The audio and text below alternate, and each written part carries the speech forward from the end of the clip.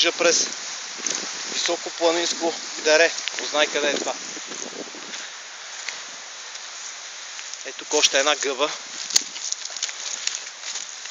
Ама няма да я бера. Няма да мога да я запазя додолу. Иначе не е лоша сърнелка. Или да я... Не.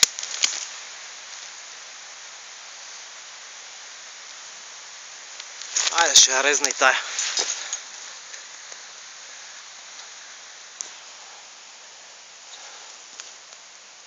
Така. Идеална е.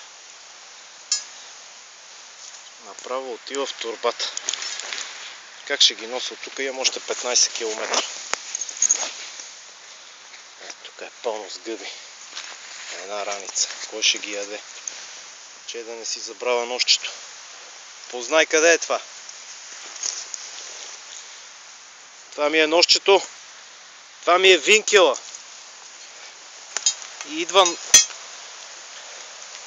А това е потока долу, на 100 метра право надолу. Много стръмно место. Познай къде е. Тук нещо май дивата свиня е минала. Умирам от страх нощно време, като ми се стъмни.